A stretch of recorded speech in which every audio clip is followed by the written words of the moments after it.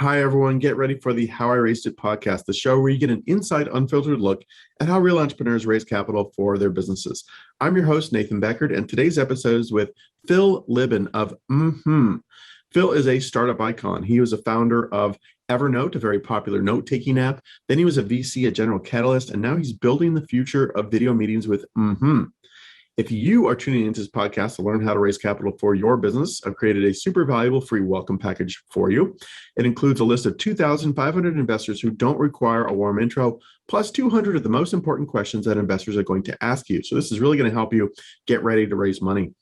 To get instant access to this, please click the link in the first comment. And while you're there, please leave us a nice comment what you enjoy about this show. Last but not least, if you enjoy this conversation and think someone else would too, please share it with them and hit that subscribe button, hit the bell to get all our latest episodes. Thank you very much. Sit back and enjoy the chat with Phil. Welcome to How I Raised It, the podcast that goes behind the scenes with entrepreneurs who've raised capital. We uncover the tips, tricks, and techniques they use to get investors to write a check. Strap in and turn it up. Hi, welcome to another episode of How I Raised It, produced by foundersuite.com. Today I have PHIL LIBIN of Mmhmm coming to us from Bentonville, Arkansas. How are you today? I am very good. How are you? I'm very good. I'm in Northern California. We just had our big atmospheric river storm pass by, so we're back to normal. So that's kind of good. Nice. How is it in Arkansas these days? It's lovely. I'm in Northwest Arkansas here in Bentonville. This is like 2 blocks away from my actual house is the first Walmart. It's really nice. I was in San Francisco for about 14, 15 years and moved here last Christmas, and it's lovely. I love it. What led you there, if you don't mind sharing? Like why Bentonville? Well, I was just looking for a place to flee. Just needed to hide out for a few months, wait out COVID. And so we just thought, go somewhere quiet. We had some friends who'd move here for a job at Walmart. And they said, yeah, it's nice. It's peaceful. So we just got an Airbnb, loaded up the car, drove from San Francisco to Arkansas and just stayed for a few months and then just really liked it. So we just kind of fell in love with the place. So, we'll see. I think one of the biggest changes in the world right now is so many people can choose where they work and where they live independently of each other, and means we can live wherever we want. So we're just going to try out a few different places, but so far we really, really love Bentonville. Good. I'm putting you in the role of Chamber of Commerce spokesperson, but what's your top 1 or 2 things about Bentonville? Give the little pitch on it. Well, I think in general, small city life is pretty interesting in the US. It's dense enough where it has, enough of, restaurants and museums and music to kind of keep me occupied. I walk everywhere, so it's very walkable. I actually get in a car far less frequently now than I used to when I lived in San Francisco, because there I would Uber everywhere, but here I kind of walk. So it's just nice. But I think the main thing is it's an actual community, meaning that the person that owns the house across the street from me right now from my home is a waiter at the corner pizza place. And so whenever, if I'm going out to eat or whatever, the people that are cooking the food and serving me and the dental hygienist, and they all live here, which is really interesting. It's that was something that I think is very different from what it was like in San Francisco or in other big cities where almost no one lives there. And so you get these artificial communities, whereas here, no, you're actually living with all these people, and it's pretty nice. Yeah. Interesting. Cool. Excellent. Well, let's talk about your newish startup. Mmhmm. Am I pronouncing it correctly? Yeah. Mmhmm. Mmhmm. Awesome. What do you guys do? We make video much cooler than it is. The goal is to give people communication superpowers. So I think the main mistake that people make is they think of video as of something that's a poor substitute to being in person, not as good as being in person. But in reality, video is much, much, much better than being in person for certain things. And being in person is better than video for other things. And we think the world should be set up so that the stuff that's better in person, you do in person, and the stuff that's better in video, you do in video. And that results in everything being better. So that's the main idea. I think this is part of the out of office world that we're all living in now, or at least many of us are.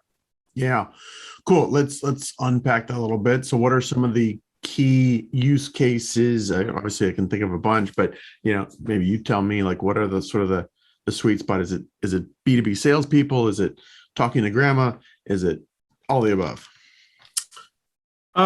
We want people using it for whom, being better at video, at making videos, appearing in videos, watching videos, giving feedback, people for whom that has a meaningful economic impact.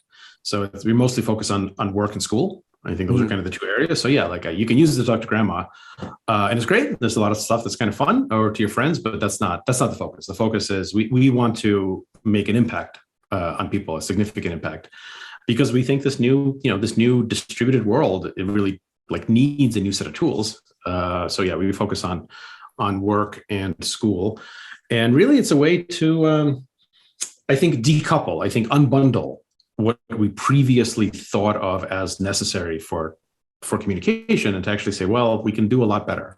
To go from, when, for example, I'm an investor, so we used to have these Monday, investors typically have these like Monday partner meetings, right? And they suck. They're like sitting in a room for 8 hours and everything. Everyone hates the Monday meetings. And but we all did them. And then the pandemic broke out, and we all went on Zoom, and we started doing the Monday partner meetings on Zoom, and it got so much worse. Because like the only thing worse than like an 8-hour boring meeting in person is an 8-hour boring meeting on Zoom. But the answer isn't to like go back to doing it in person because it sucked in person. The answer is like, well, let's just get rid of it. Like what were we trying to accomplish, and how do we decouple it? How do we deconstruct it and then put it back together so that whatever we were trying to accomplish in that Monday meeting, we can actually accomplish in a way that's much better by thinking through which parts have to be in person, which parts are best in person, which parts are best on video, which parts are best live, which parts are best recorded, recombining it, and you wind up with something that's much better. So rather than thinking about like, how do we go back to something, we say we don't go back. We never go back. We go forward. We go forward to something better than it ever was. Very cool. I like the thesis. Give us a little, examples of the features of products that I think I saw one that was you can stand next to your slides in the presentation, a few other things. Maybe describe the product in its like applications and functions, if you will.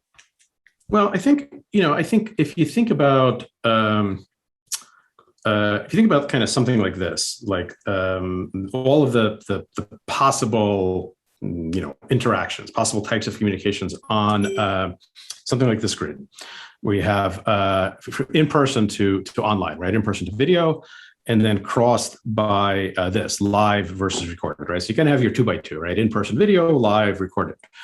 When you're up here, like when you're here, live and in person in this quadrant, this is the most precious thing in the world, right? This is like you're in the same physical location with other people at the same time. That is not scalable. You are never getting that time back. That's precious. That's important.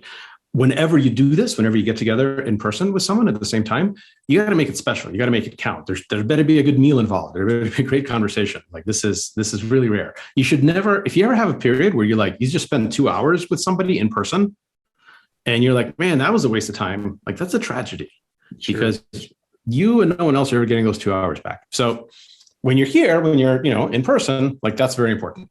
When you're over here, which is live, but online, what you and I are doing right now, it's also pretty precious. It's not quite as, unique because it's a little bit easier to scale. You're in California, I'm in Arkansas, we're connecting on video, but it's still at the same time. It's still like very precious. So when you have this kind of synchronous live communication, you should use it only to have a conversation. Like when we go back and forth and we talk. And we should make it as fun and as effective as possible. So what we started with is ways to make this portion live, but online, more effective, more fun, cognitively easier to really make it count. But if you think about most of the time that we talk at work or in school, the vast majority of times it should actually be down here. It should be online and recorded. Because if all we're doing is like conveying information, like if people are having a conversation and one person is moving their mouth for minutes at a time and no one else is moving their mouth, that's not a conversation, that's a lecture. That shouldn't be happening live. That should be recorded, sent out in advance, watched much faster, watched in faster than real time, have slides available, skip around, all that kind of stuff. And that's where we're moving into now. So the product basically lets you choose, lets you unbundle, whereas before everything had to be live and in person and synchronous, we let you unbundle what parts ought to be asynchronous, meaning recorded. We make it super easy to record things, super easy to edit things after you've recorded it and do all of that stuff, and super fun. We inject a lot of personality into it. Then with Mmhmm TV, which I think we launched last week, we make it easy to watch those things, to watch them at whatever speed you want, to give feedback, to jump around for asynchronous. And then when everyone's on the same page and you want to have a conversation, then you move to synchronous, to live, and that's the other part of the product. So we let you smoothly decide what should be live, what should be recorded, and then slide between those two things. That's very cool.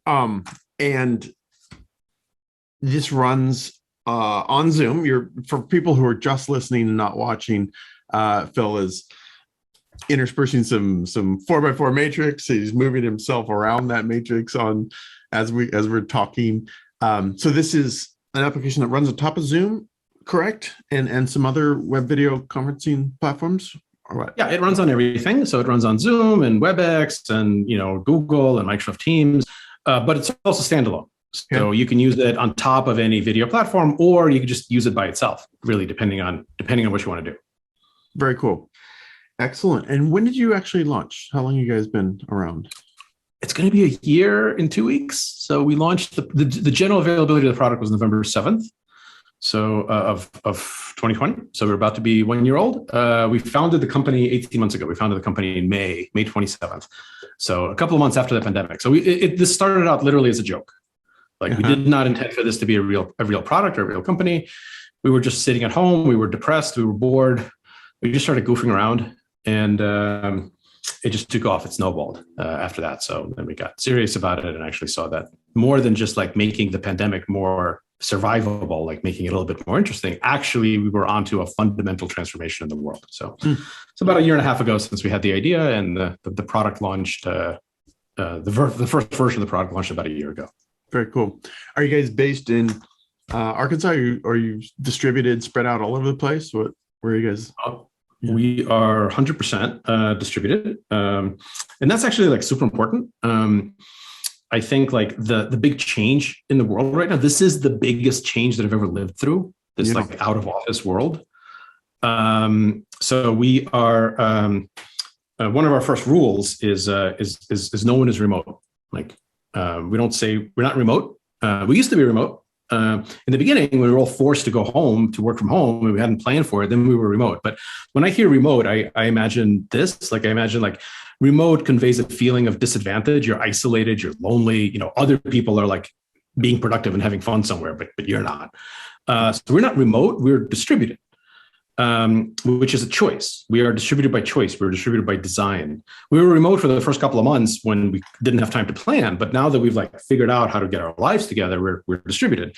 And we're distributed like the same way that, the people who designed the internet, when they were designing the internet, they designed it to be a distributed system.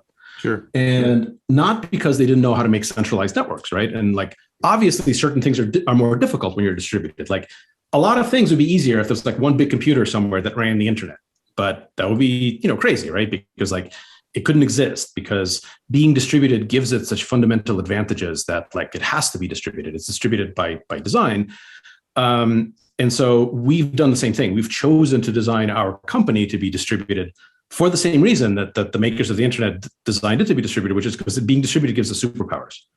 It's just so much better for the kind of work that we do. So fully distributed, every single job listing is global. We have people all over the world, and it's amazing. And some things are harder, but we're dealing with those things. But the things that are easier are so much more important. Yeah, I love this. And again, for anyone who's just listening and not watching, as Phil's talking, he's got little video loops and memes kind of appearing to emphasize his key points. So very cool use of your own product. I love it. Thanks. So I was going to ask about the backstory. You kind of covered this a little bit, but maybe just give your quick backstory, because I know you were founder of Evernote for a long time. You're a VC. Were you at General Catalyst immediately up to founding this, or did you have some time off, or what? Yeah, so I was born in what used to be the Soviet Union, in a city that used to be called Leningrad, now St. Petersburg, and came over as a refugee with my parents when I was 8 years old to New York. I'm a computer programmer. I was a VC, as you said. So after Evernote, Evernote was my third company. I'm currently on my fifth. Oh. I don't demonstrate learning behavior very well. So after Evernote, I went, was a managing director of General Catalyst, which was fascinating. Learned that I'm not particularly good as an investor, but learned a lot of other things too. And then started All Turtles, which is the product studio from which Mmhmm was born. Okay, got it. Okay. Had All Turtles spun out some other products prior to kind of going all in on Mmhmm? Well, I mean, we're still spinning out other products. So All Turtles, the vision of All Turtles is to make is to make high quality products with as little bullshit as possible. I think the main hypothesis of All Turtles is that the Silicon Valley model is pretty stupid, because imagine if imagine you are one of the most brilliant and naturally gifted musicians alive today. You're like like Mozart level super genius, musically. You don't have to make a music company, right? You just play. And there's platforms that have been created like YouTube and Spotify and whatever, where you're going to reach 1 billion people if you're really that good. Or if you're one of the most brilliant writers in the world today, you don't have to write, you don't have to start a publishing company. You just write, and you go on Medium or Substack or whatever. Or if you're a brilliant filmmaker, you don't have to make your own film company. You go and you make Korean zombie movies for Netflix or HBO or something. But if you're one of the most brilliant, Mozart level 1 million product visionaries, we tell you have to make a company first. We're like, oh, that's a very nice idea. Here's the Wikipedia page on how to raise money. And here's how you run your board. And this is where 409A is. And don't forget to file your 83B election. And here's how you hire people. And here's how you fire people. And here's how you sign contracts. And go and do that. Go make this fragile, likely to fail thing called a startup. Yeah. Before you get to actually test your idea. It doesn't make any sense, right? So at All Turtles, we basically want to get these brilliant people, brilliant ideas, and then we make the product first. And then if the product needs to sit in its own independent company, then we'll make a company for Mmhmm or Spot or a bunch of the other things we've done. But that's not the going. We're not fetishizing startups. We want to create meaningful products, and we're still doing it. We work on 5 or 6 high quality things at any given time. Interesting. Hey, do you call this a venture studio model, or is it kind of just a product shop? I mean, what is it? It's a little different. I don't know. I don't know. That's a good question. We I guess we're not a program. We're not like YC where we need to get thousands of applicants for this many semesters. We're not that. We work on the things that we want to work on. Look, all I want to do, I just want to build products that I wish existed. And I want to help other people build products that I wish existed. Mm-hmm. And that's it. And I don't care about how many, and I don't care about how big they get. So, the way it's worked out, there's usually 5 or 6 things that we're working on at any given time. And, we're not really looking actively to, get more or to get people through. So we've sort of given up trying to label ourselves. So I think we're a product studio. We do invest, we invest money, and we do work, and we pull people together, and we raise money. So we do all the stuff that you need to make a product, but we're not really trying to compete or differentiate ourselves from anybody else. We just want to make cool stuff that makes the world a little bit better. Make cool stuff. I like it. One or two more questions about previous stuff, then I want to get into the fundraising, but are all the product ideas at All Turtles generated internally or by you, or do people come with an idea and kind of partner up with you guys? How's that work? A little bit more in All Turtles. I mean, both. Mostly it's other people's ideas. I mean, Mmhmm is something that Steve and I came up with. Steve was my co-founder, one of our engineers that we were just goofing around with. But most of the products work on the idea doesn't come from me at all. It's either someone on the team or someone external. But honestly, who cares? The ideas don't matter. Ideas never matter.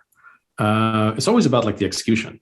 So, we're very collaborative. So by the time we have been working on something for a few months, it's honestly hard to say whose idea it was. And it's the least important thing. What's important is that we work together as a single team to actually make it, to make it real. But yeah, but most of the times it's certainly not my ideas. There are other people's, but then we will jump in and kind of very collaboratively polish it and refine it and try to make it good. Cool. Excellent. Okay. Let's talk about fundraising. So for how much have you guys raised and over how many rounds? I think we raised about 140 million, something like that, maybe like 136 something or so. So yeah, close to 140 million over the past year. And we did it with 3 rounds. So we did a seed, an A, and then a B. Great. So let's go chronologically. Seed round, who was involved in that? Was that angels or VCs? I mean, you've had pretty big rounds given how long you guys have been around. So start off with seed. How much was that and who funded it? I think it was like 5 million, and it was led by Sequoia. So Roloff Bata, who was my lead investor at Evernote as well. And then we had a bunch of other, friends and other investors. So we had, Human Capital and Kevin Systrom and Mike Krieger and Biz Stone's new fund, and so on. So there was a lot of investors, but it was led by Roloff and Sequoia. Cool. Did you guys have any MVP at that point, or was it kind of conceptual? And I always like to unpack, like, what was it that allowed a startup to get funded? Obviously, your background, your personal brand, and all that, is probably a lot of it. But did you guys have a product or demo at that point? Yeah, we had a demo. In fact, we didn't have a slide deck. We still never made a slide deck. So all we had is a demo. Look, I think this is straightforward. So when entrepreneurs ask me, like, I need to get funded, it's actually really clear. So when I was a VC full time, I counted, and I interacted with 3,000 startups a year. So I had about 3,000 like pitches, decks or whatever that I was exposed to. And that's very typical for like a relatively early stage, top of the funnel. And of those 3,000, they were already pre-vetted. Like, this wasn't like 3,000 raw things off the street. This was already like stuff that got to me. Yeah. And out of those 3,000, I took about 600 meetings in a year. And out of those 600, I would invest in 2 or 3 in a year. So basically the funnel is 3,000 to 3. Yeah. So 1 in 1,000. Which means that if you want to raise money, and like, I'm not special, I'm not precious. Like, this is like just what most investors do if they're like decent quality early stage tech investors. Yeah. So if you want to get an investment from someone, like, let's say you're pitching me and you want me to invest when I was just an investor, you have to be the most impressive thing I've seen all year. Period. Your pitch has to be the most impressive one that I've seen all year.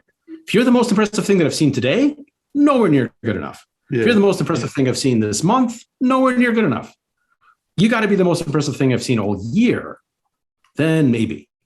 So, and this is just true if you're raising early stage funding. Now, later on, you're doing like mezzanine pre-IPO stuff, it's a very different, funnel. So maybe you don't have to be the most impressive thing a late stage person has seen all year, because I don't really see that many. But in the beginning, seed stage, A round, most impressive thing I've seen all year, or get out. Mm-hmm. So you just got to ask yourself, like, how are you going to be the most impressive thing? And well, there's a few different ways, right? Like, a really good way is if you have the most impressive stats I've seen all year. Like, most impressive metrics, most impressive growth I've seen all year. That's great. Totally. We'll definitely invest at that point. But, most people at an early stage don't have any stats. We certainly didn't. So you can't do that. Yep. So you could be the most impressive idea, genius idea, most impressive idea I've seen all year. Again, extremely unlikely, right? Again, ideas don't really matter that much. It really has to be pretty goddamn special for me to be like, wow. Okay. You can have the most impressive team I've seen all year. Again, also, I've never had that. I've never had that before. So what's left to me? How am I going to be the most impressive thing? Well, I got to be the most entertaining pitch you've seen all year. And I can do that. Uh-huh. So that's it. That's what I did. I was the most entertaining pitch they've seen all year. I love it. Yeah, I had a demo. I like the product demos itself. I was good at it. I made people laugh. And I'm pretty sure I was the most entertaining pitch all year. And so that was the way in which I was the most impressive, and it's good enough. It works. Let's get into it a little bit.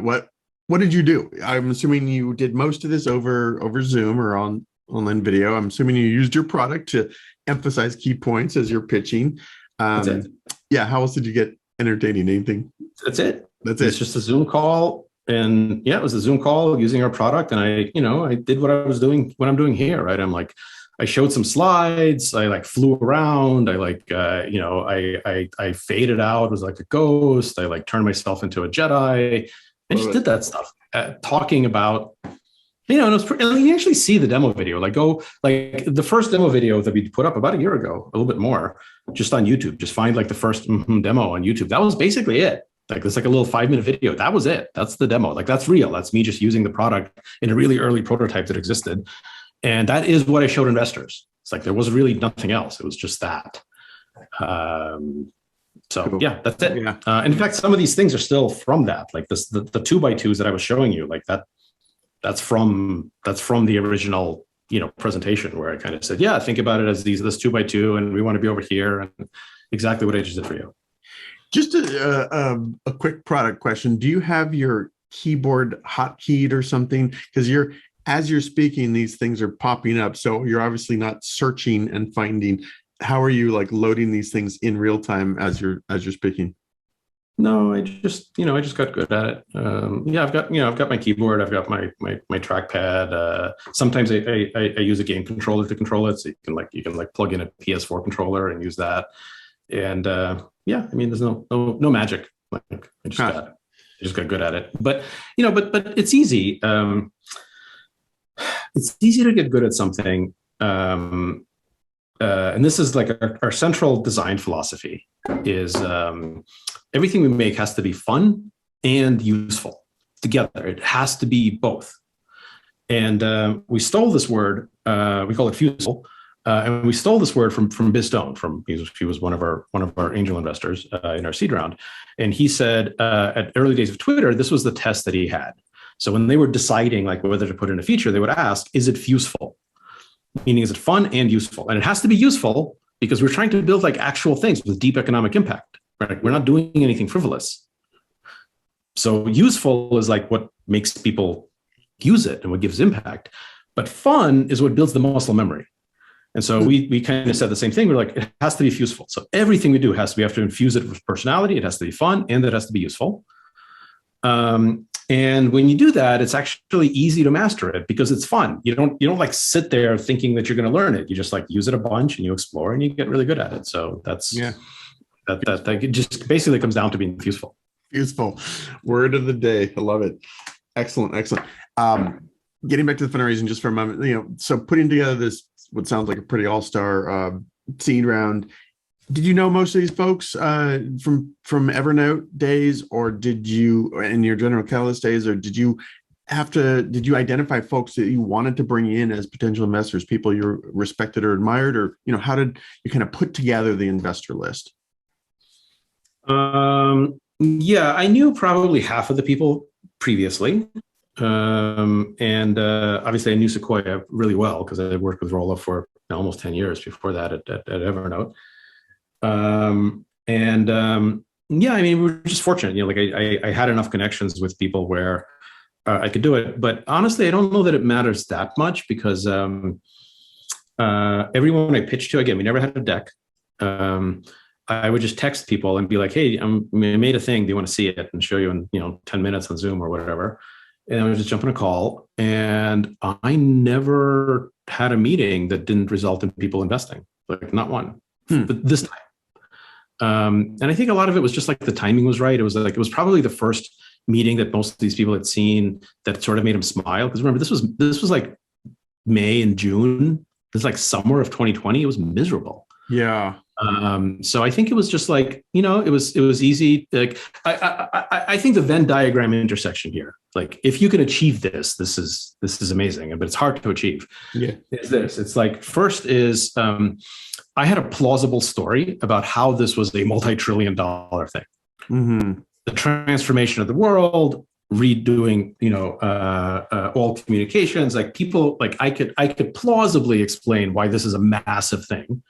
And, investors don't have to believe me that it's likely. They just have to believe that it's plausible, right? Yeah. And so I had a plausible story for how this is massive. But then at the same time, 100% of them wanted to use it today themselves. All of them. all of them wanted to use it immediately with their kids, with their portfolio companies. And like when you have those two things together, which is rare, right? Something that is plausibly a huge opportunity, and they want to use it themselves, that's amazing, because then they don't need to like think creatively about who would want to use it. It doesn't require imagination. It's just be like, well, I want to use it. Can I use it today? And that happened with Evernote as well. Like with Evernote, we had a plausible story for how this is big, smartphone, something, cloud. But everyone we showed it to either was already using it or wanted to use it immediately, because like it was kind of the ultimate tool for investors, right? Evernote was like great for combining all this stuff. So, but and Mmhmm was even just a more extreme version of that. So like that's the holy grail, right? If you can get both of those things, it's hard, right? Because like most products, especially like SaaS products, they're not for the investors. Sure. And so then they have to imagine who would use it, and then they get into, oh well, what are the user personas and what's the TAM? And like we never got any of those questions because they were all like, I want it. I'm the TAM. Sure. So that worked very much in our favor. I like it. Those are good formulas, I guess. Hard to create formulas, but good formulas if you can create them. So I like it. Yeah. Excellent. Well, but they're hard to create, but no one is forcing you to like make whatever startup you're making, right? Like you chose to do that. So you could choose to do something different. So if you want to only make things that have that intersection of like plausibly giant opportunity and investors want to use it themselves, okay, well, pick a different idea that fits into that. Like no one's holding a gun to your head saying you got to make this exact thing. Sure. Yeah, definitely. You mentioned Evernote. That's your previous startup. You were there quite a long time, I think. What, I should have done my research, but what happened? Did Evernote get acquired? Did it go IPO? What's the sort of conclusion to Evernote? It's still around? No, it's going. Yeah, it's independent. It's doing well. I try very much not to, I replaced myself as a CEO, and then I thought I wanted to stay involved kind of on the product and strategy side. I didn't want to run the company anymore. And we got to a level where I thought that was feasible to do. I was kind of modeling it after like a Reid Hoffman, Jeff Weiner thing of like LinkedIn. That's what I wanted.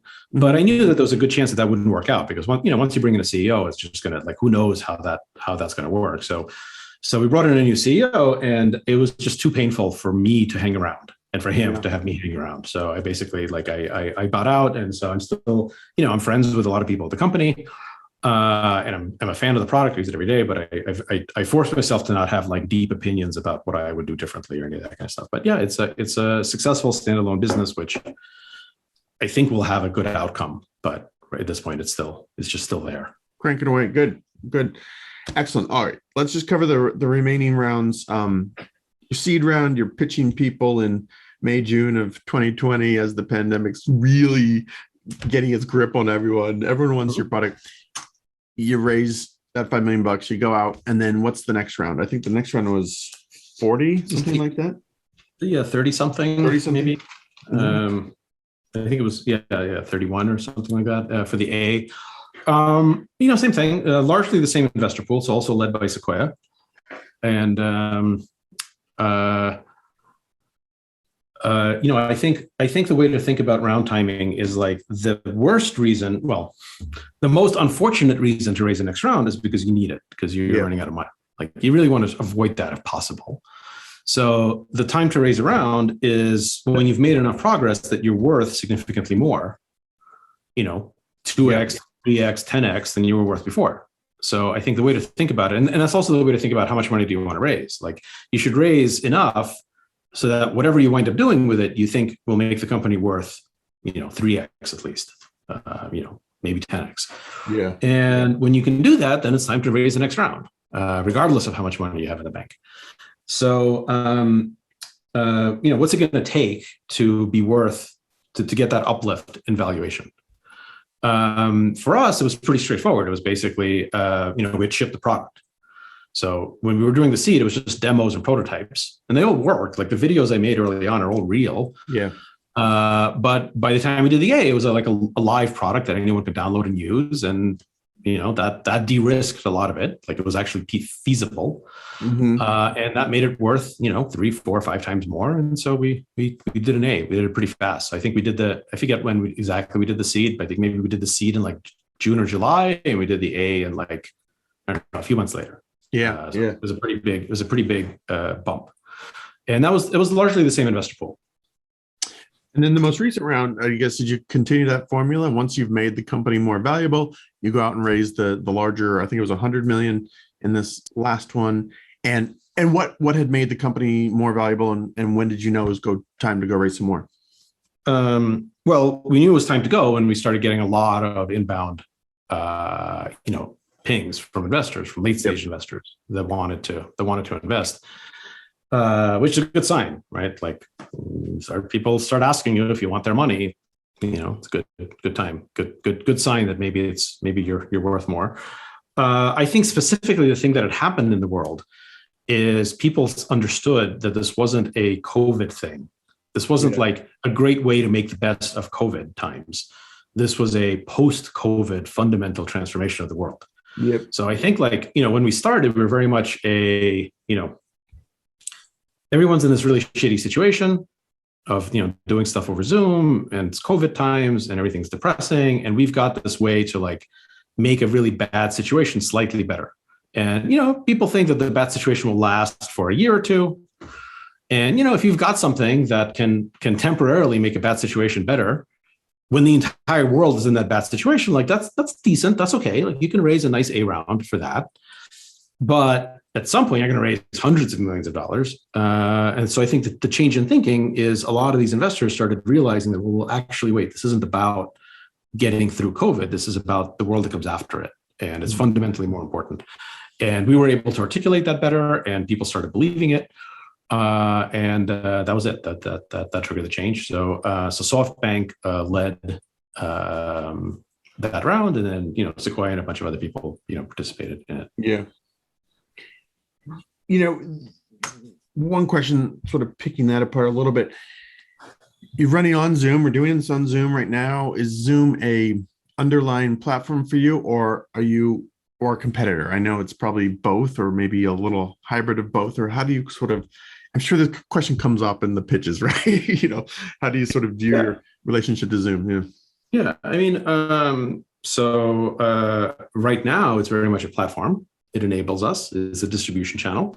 Zoom and WebEx and Google and Microsoft, and we have great relationships with these companies and a ton of respect for them. And I think all of them, this reminds me a lot of Evernote days, kind of in early on, where 2008, 2009, all of the big platform companies competed with us and each other, but it was actually much more important for them to be platforms. And so they also massively promoted us and helped us, Apple, Microsoft, Google, BlackBerry, Palm OS, yes, Nokia, the good old tech, the BlackBerry. Give me my BlackBerry back, David. Yeah, that's right. So it's the same thing that's going on right now. So right now we're Zoom and everyone else are massively helpful to us. But is that going to be what's going to happen in the future? Are they going to be more? Obviously, they're going to compete with some of the stuff we do. But they're also more importantly going to compete with the other big players, and what's the ecosystem? Who's a platform? Who's a partner? And who's a competitor? We have no idea how it's going to shake out. It's a big hairball right now. So that's one of the reasons why we wanted to raise $140 million. Is we just want a seat at the table. This is such a profound change in the world. We just want to be in the conversation. We just want to be in there, in the tussle, figuring it out, helping figure it out, and who knows how that ecosystem is going to ladder up in a couple of years. Yeah, interesting. Very cool. I won't keep you too much longer. One question I like to ask everyone is, if you were, the question is usually, if you were to rewind the clock and go back to your early days, what advice would you give yourself about either startups or fundraising? Your clock goes back so far, I don't even know where you would take that. But yeah, or any other just general advice for entrepreneurs raising capital, thinking about partnering and competing with players, or anything we haven't covered that you'd like to share. I think I have two things that I figured out.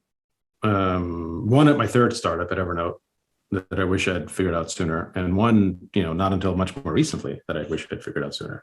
Yeah. The thing I figured out at Evernote is that my first two companies, I was making the product for somebody else, for other customers. Our first company was e-commerce. We were working for big retailers. Second company was security, working for banks and governments. Yeah. And so I would wake up every morning thinking about what does the customer want?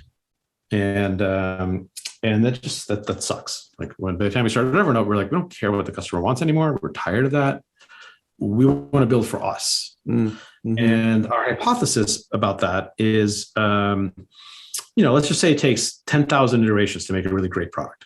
Mm-hmm. Well, the most important thing then is the iteration speed. How long does each iteration take? So in Core Street, my second company, when we were selling to the Pentagon, every iteration took a year and a half. Wow. Because like we ship some products and then they test it and then there's a formal feedback cycle, and like a year and a half later we ship a better version. So if you need 10,000 versions and everyone takes a year and a half, that's 15,000 years to make a really great product. Like that's like outside of my time horizon. Mm-hmm. But at Evernote, we were making it for ourselves. We were the target users.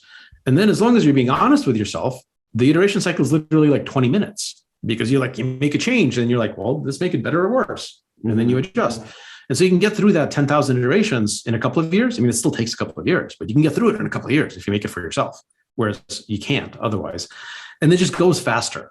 And so after Evernote, for Old Turtles, a bunch of the stuff we work on is actually not made for ourselves, because there's a lot of people that are much more deserving to have their problem solved than us. We have relatively few problems, but it's harder. So I kind of wish that like my first company was something like Evernote, where I was making it for myself. And we're also making it for ourselves. It goes much faster. Yep. Because you learn so much. You just get much better at so many things. And then after you know what you're doing, by company number 2 or 3 or 17, then okay, go and tackle bigger problems that aren't necessarily your problems, that you're making it for other people. Because I do think that solving problems for other people is extremely important, and you should do it. Just maybe not as your very first startup. Maybe the training wheels are like Evernote was for me. Make it for ourselves, making it go faster. So that's the first one, and I guess the second one, which I didn't learn until realistically, I think I'm still learning it. Imagine you're 20 years old and you're just like, you're an amazing skier. You're like a championship skier, Olympic level skier, and you're skiing all the time. You're skiing bumps, and I'm not. I've skied once in my life and never doing it again. But imagine you're an amazing skier. You know that by doing that, you're like screwing up your knees, right? And like everyone understands that. Like your knees are hardware. They're getting banged up. Yeah, you got to take care of them to like slow it down. But like you're still accumulating some damage on your knees. But it's worth it because you're young and you're amazing as a skier. But now flash forward 30 years. Let's say you're 50 now and you're still skiing. You have 30 years of skiing experience. No one thinks that you're a better skier at 50 than you were at 20. No one is like, oh man, you've been skiing for 30 years. You must know so much. You must be such a better skier now than when you were when you were 20. You're like, no, that's ridiculous. Like, obviously, in some sense, you're a better skier when you're 50 because you've got 30 years of experience. But in like many more important senses, you're obviously not a better skier because your knees have had 30 years of damage. And people get it because they think, knees are hardware. It makes sense. But somehow in our culture, we think that your knees are hardware, but your brain is software. But it's not. Your brain is also hardware. And running a company and being a CEO is as traumatic and brutal, to your brain as skiing is to your knees. You're constantly in fight or flight mode. You are constantly damaging yourself and sustaining damage, constantly. And there's two things to do about that. Two things to understand. One is that it's happening. Yeah. And so you should only do it if it's really worthwhile. Like you shouldn't do it for bullshit. And do it because you're building something that's worth the damage. 2, I guess 3 things to understand. 2, take care of yourself, just like you would if you were a skier. Like figure out how to like mitigate the damage. You're never going to roll it back, but you can at least make the damage accumulate slower. And 3, and this is the most important thing for me at this point in my life, I can't CEO the same way at 50 as I used to at 20. I just can't do it. Like we learn a lot of bad habits. We as like entrepreneurs and founders, we learn a lot of bad habits in our 20s. Those of us who do it in our 20s, and you can't CEO the same way, just like you can't ski the same way. You got to find a different way of skiing. You got to find a different way of being a CEO, or else it just doesn't work. And I wish I understood that earlier. I wish I understood that at 25 and not at 45. But I'm glad I understand it now because I have been able to force myself to find new ways of being a founder and being a CEO that still lets me be very productive, but realizing that I can't do the kind of heroics that I used to 30 years ago. Heroics like pulling all-nighters, or what are you doing differently at your current age than you were at 25? Yeah. I mean, a lot of it, yes, you're certainly pulling all-nighters and stuff like that. A lot of it's just the constant stress. So a lot of it is like how you make decisions. what I worry about, what I don't worry about, deciding how to make decisions so they don't weigh on you. But honestly, it all just comes down to team. Like, I think in your 20s, in your 30s, like you can do so much of it yourself. You can you can just like power through things. Right. And now I just can't. So I have to rely on the team, which means that like I have to cultivate a taste where my favorite thing in life now, my favorite thing about being a CEO is if I see the team has done something and it came out great and I didn't even know they were working on it. That's the best. Like, oh man, when that happens, I'm like, whoa, I didn't even know we were doing this and it came out amazing. And it happens more and more often because I really try to have the kind of team and the kind of culture that promotes that, versus like before it would be unthinkable to me that I didn't even know that somebody was working on something, let alone me not working on it myself. So it's a different relationship to the team. But of course that takes years to like adjust my thinking, get the right kind of team, have the right relationships. So yeah, and to actually feel great about that and feel bad about the heroism. Like, sure, when we need to do something that requires some heroic effort, I got to see that as a failure. Once in a while it's okay, emergency measures, but we can't rely on that. Whereas I think in my 20s I was relying on it. So it's stuff like that. That's interesting. I just had my big 50 birthday last week, and just the older I get, the mine's coming up in a few months. Oh, it's good luck. My knees are creaking now that you're talking about knees. But I just find I don't give a shit as much about all kinds of stuff, right? I think the older you get, the less you give an F. And I think that applies to stress for things I used to get worried about or obsess about, or even, this sounds bad because I love our customers, but even if a customer is unhappy or something, I don't obsess as much, and just don't give as much of a and it helps. Well, exactly. And part of it is just like it's allocating and conserving the things that you're going to stress out about. Just like if you were skiing, you would not bang up your knees all the goddamn time. You would only do it like, hey, this run really matters. Yeah, exactly. Like a lot of it is similar. It's like, when you're a CEO now, you just not going to get as upset about everything because you know that being upset damages you. Yeah. And actually you just want to conserve that as much as possible and structure your life so that you're conserving it, but also understand that it's still damaging you every time you do it. So at the very least, you might as well only be doing it for things that matter, that's worth it. That's worth the damage. Right. Good point. Excellent. All right. I will let you go. I could ask you 1,000 more questions, but you have an important company to run. If people want to learn more, it's mmhmm.app. Great. Right. Yep. That app. Okay. That app. Check it out. Anything you want to promote or plug or call to action or anything? Anything at all? No, just think about how you want to make going forward better than things that used to be. Don't think about going back. Don't think about preserving anything. Don't think about returning to anything. Think about going forward and think about doing it with us. I like it. Cool. Thank you, Phil. This is awesome. Big stuff. I'm excited. I'm going to play around with it myself because I think this could be pretty cool for our little podcast show here. So happy to help anytime. So just get in touch, and we've got people that can help you, get things set up and walk you through stuff. I'm happy to do it myself. So any help you want, just let us know. Very cool. We'll catch you after your Series C round or whatever is next and see how things have changed. But I appreciate your time today. Thank you.